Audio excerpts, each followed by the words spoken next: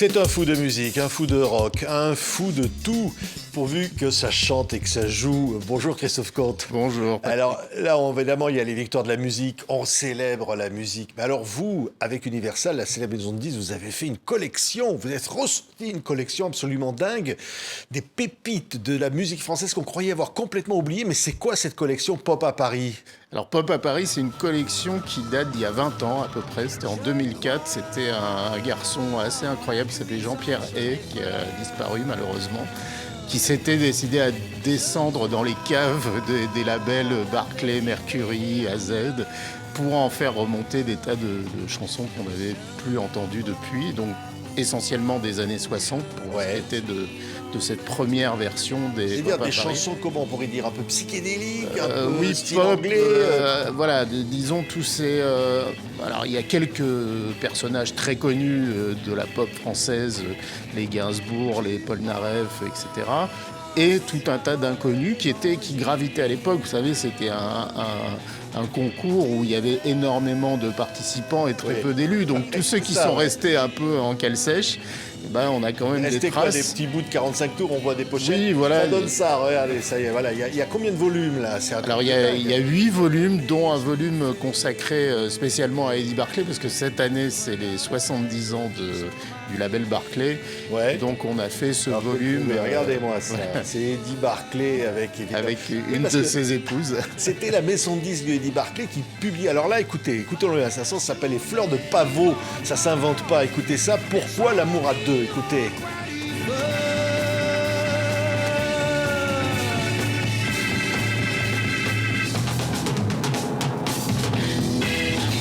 Alors, on voit déjà le genre. On se dit voilà. qu'il buvait pas que de l'eau. Et... déjà, le nom du groupe, les Fleurs de Pavot, c'est quand même assez osé.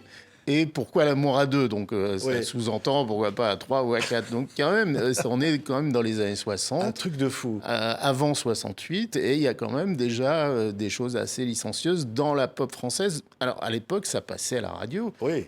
Le jeu du téléphone. C'était quoi le jeu du téléphone ? Alors ça, c'est une reprise. Il y en a plusieurs d'ailleurs. C'était un titre de Tony Hatch, je crois, qui avait composé ça. Moi j'ai le nom. Alors là, ce qui se souvient de Natacha Snitkin. Je ne sais pas si j'arrive à le dire. Qu'est-ce qu'elles sont devenues toutes ces chanteuses ? On se demande. On peut faire un appel pour savoir. Mais oui, c'est vrai, il y en a certaines qui ont changé de vie, évidemment. Il y en a d'autres qui se sont un petit peu... qui ont essayé. Et il y en a qui ont fait beaucoup d'essais et qui n'ont pas réussi grand-chose. Puis il y en a qui sont devenus célèbres plus tard d'une autre façon. Ça, c'est des photos d'époque aussi. Et ça, c'est des photos, d'époque. Ça, c'est le volume consacré aux années 70, parce que pour cette nouvelle collection, moi, j'ai voulu aller un peu plus loin que les années 60 et aller, dans les années 70, il y a encore énormément à trouver dans de choses. C'est l'époque, quand même, où le 45 tours est assez important, les années 60 et 70. Il y a quand même toujours, il y a les albums, il y a les grands artistes, les grands interprètes, et puis il y a ce qu'on dirait des seconds couteaux, mais c'est pas péjoratif. Parce que écoutez là, la Natacha, là. Ah non ! Ça, c'est un morceau qui est assez connu en Angleterre. Ah, ce n'est pas Zizi non plus. Oui, c'est Natacha. Ça, c'est vraiment incroyable, le charme. Le charme de ces petits morceaux perdus comme ça qui devaient se retrouver des bandes dans les sous-sols des maisons de disques. C'est pas où c'était. Pendant très longtemps, évidemment, c'est un patrimoine qui n'a pas du tout été remis en circulation parce que ça intéressait peu de gens. Et puis petit à petit, il y a eu des collectionneurs qui sont allés dans des conventions et qui achetaient ces 45 tours une fortune. Ah oui. Donc c'est pour ça qu'à l'époque, Jean-Pierre Hay, qui lui fréquentait ces collectionneurs, disait... Il y a quand même quelque chose à faire, plutôt que de voir ces pauvres gens se ruiner. On va leur faire des compilations qui réunissent.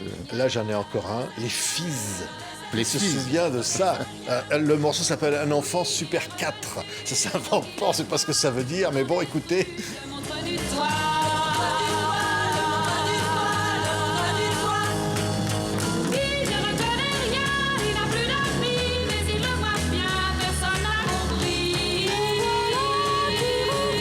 Alors là, on est en plein dans les années 60-70.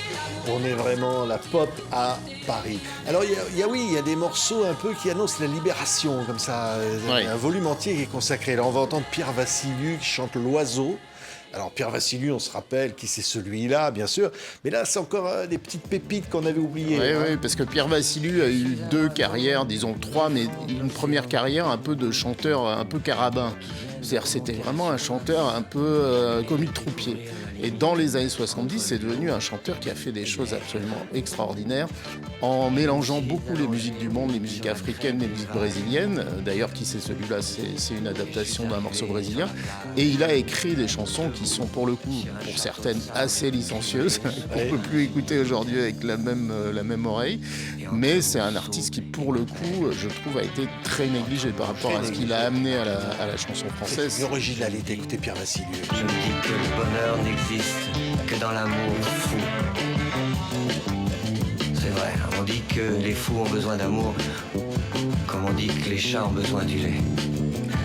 Non, mais on parle Mais beaucoup de Gainsbourg, que Mélodie la Nelson. Là, on a un artiste qui est Ah oui, Pierre Vassiliou. créativité géniale. Ouais, mais il y en a beaucoup sur ces compilations. Alors, ils n'ont pas eu une œuvre comme Pierre Vassiliou, mais il y a énormément de gens qui auraient pu. Mais bon, après, c'est vraiment, ça reste une loterie, vous imaginez bien, dans les années 60, avec le nombre de prétendants qu'il y avait. Mais on ne peut pas dire que c'est spécifique à la France. En Angleterre, c'est exactement la même chose. Vous avez... Donc il y avait la vague en France qui suivait. Alors beaucoup Voilà, de nanas. exactement. Tiens, on va entendre Charlotte Ouais. Leslie maintenant. Hein, je sais ce que je veux. Déjà, c'était les femmes qui s'expriment là. Hein. Exactement, C'est ouais. la révolution féminine là. Hein. Exactement. Il y a ces nanas comme ça qui arrivent. Probablement des chansons souvent écrites par des hommes qui projetaient. Mais c'est vrai qu'il y a des choses assez audacieuses. Et puis certaines d'entre elles étaient des caractères assez trempés, quoi. Alors on a toujours l'habitude de penser que les chanteuses des années 60 étaient des potiches manipulées par des producteurs. C'était pas tellement le cas. On le voit dans ces chansons-là.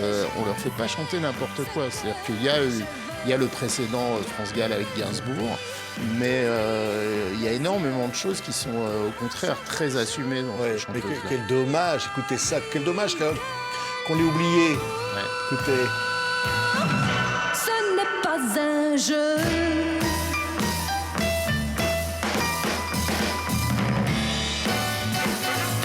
Ah bah là, moi je sais pas si ça vous donne pas envie, mais là, et alors là, il y en a. Il y a combien de volumes là? Il y en a Et double 8 album à volumes, chaque fois, 8 hein. volumes, double album, entre 22 et 25 morceaux, donc ça fait beaucoup. Ouais. Alors il y en a un, alors ça j'adorais, rien que le titre, je sais pas si c'est Nato, je sais pas si c'est un groupe ou un mec, et le titre c'est Je t'apprendrai à faire l'amour. Voilà. Ce qui est toute Tout un programme.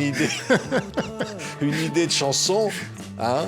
Ouais. Ça tourne autour de ça essentiellement, hein. C'est généralement soit des chansons un peu fleur bleue, soit généralement des chansons carrément sexuelles. Ouais. Il y a beaucoup ça quand même.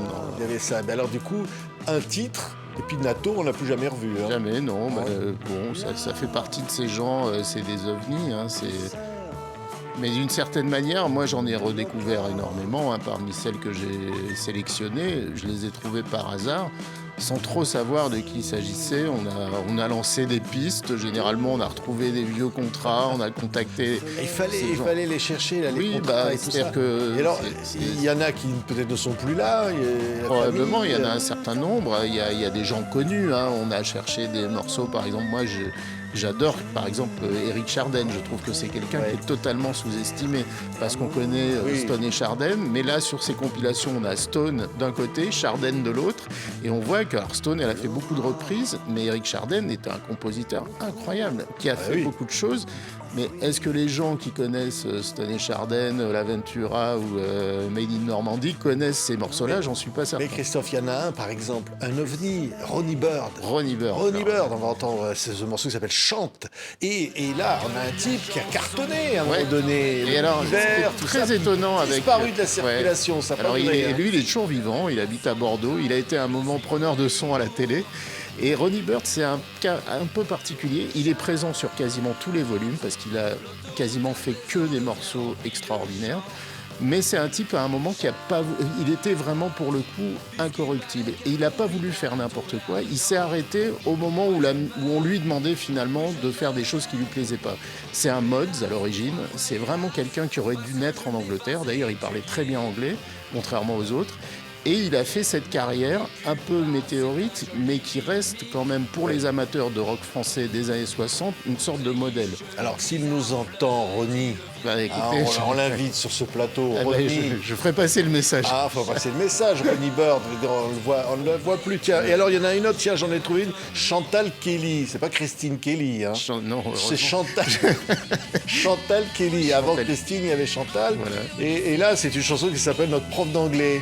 Alors là, on est quand même, c'est vrai, dans l'ambiance. On va à la fac, on Il y va a à beaucoup de l'école. chansons sur l'école, des choses comme ça un peu légères, dans la foulée de Sheila et de l'école est finie, hein, il y a énormément ça, mais avec un petit côté, enfin c'est jamais nunuche quoi, il y a vraiment, moi je sens derrière quand même beaucoup d'ironie dans ces morceaux qui sont souvent écrits un peu à la va-vite, comme ça on a l'impression que c'est vraiment pour... Et quand on écoute bien les textes, c'est pas idiot, c'est pas Non, une mais chanson bébête. C'est génial. Écoutez, tiens, là, la Kelly. Il est tellement gentil qu'avec lui, on est vraiment bien sage. Et alors là, on est transporté dans les coins. Alors on écoute encore un ou deux morceaux là pour se faire plaisir, Christophe, parce qu'on peut pas tout écouter. Il y a Non. combien de titres là-dedans? Il y en a des 160 au moins. 160 titres. Donc vraiment, tiens, écoutez lui là, vous allez le reconnaître. Ouais. Moi, c'est la fille que j'aimais dans ses bras, c'est mon meilleur ami. Mais non, je ne peux croire ça. Notre Johnny. Johnny arrangé d'ailleurs par le frère de Sylvie Vartan, Eddie Vartan, qui était un arrangeur extraordinaire. Alors évidemment, il était à bonne école, Johnny, avec Eddie Vartan pas loin, et il lui a arrangé quelques morceaux comme ça, qui sont pas les plus connus, Ouais. faut bien dire, mais qui Là, sont assez... on imagine qu'il avait des chemises à fleurs. Oui, c'est sa période hippie, psyché. Elle n'a pas duré très longtemps parce que ça marchait pas. Et quand ça marchait pas, ce genre d'artiste-là laissait de côté ce genre de choses. C'est-à-dire, il tentait quelque chose. Tous ces types-là, Eddie Mitchell, ils ont tous fait leur album vers 66-67 pour imiter un peu les Beatles. Et ça prenait pas, donc il laissait tomber. Mais c'est des morceaux qui sont plutôt pas C'est mal. absolument extraordinaire. Tiens, alors là, encore un truc complètement inattendu. Alors, il y a Mireille d'Arc à un moment donné dans les compiles. Puis il y a aussi elle, Annie Girardot. Alors ça, c'est un morceau Alors, c'est fabuleux. Le morceau s'appelle IBM. Ouais. Vous imaginez Annie Girardot qui...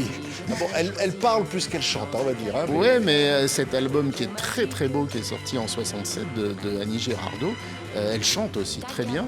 Mais ce morceau-là, il est totalement précurseur, parce qu'elle parle quand même de rencontrer quelqu'un par ordinateur, ce qui est quand même en 67. Il y avait tout là. Et là, c'est vraiment c'est Tinder avec 50 ans d'avance. Écoutez Annie Girardot là.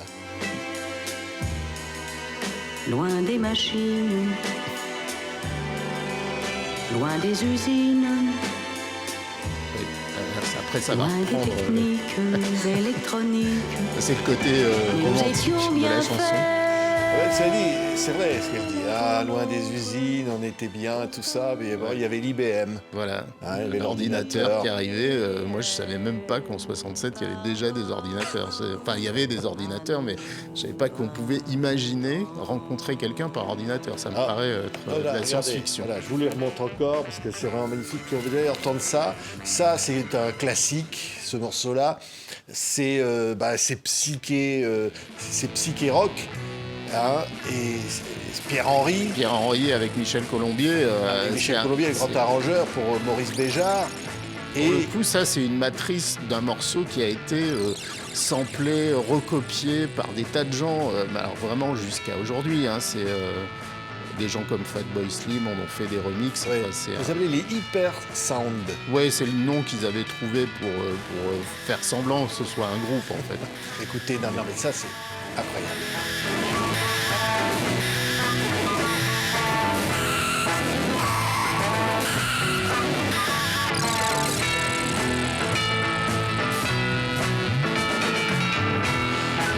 Ça va vous donner envie, je le sais. Regardez, profitez de tout ça. Regardez, la série, elle était parue avec une autre présentation il y a quelques années, comme ça. Les 5 premiers volumes, Les et là années on en a plus. 70. Maintenant, ouais. Voilà, il y a 3 volumes de plus. On va se quitter avec encore un truc absolument génial. Vraiment, Christophe, ça c'est chouette. Ça, c'est ça, les maisons de disques. On parlait de l'histoire de la musique. Tout à fait. Moi, je c'est rendre remercie. hommage non, mais- tous. Parce qu'il y en a plein, on ne sait même pas ce qu'ils sont devenus, la plupart. Mais c'est bien d'avoir eu l'initiative de reprendre cette collection et de me l'avoir proposée. Moi, je Ouais. remercie Universal et surtout le label Panthéon et les gens de Barclay qui ont vraiment poussé pour que cette collection existe et existe aussi en digital pour les gens qui veulent aller les écouter sur les plateformes. C'est génial. On va se quitter avec un type, personne ne connaît vraiment, Bernard Estardi, le grand arrangeur.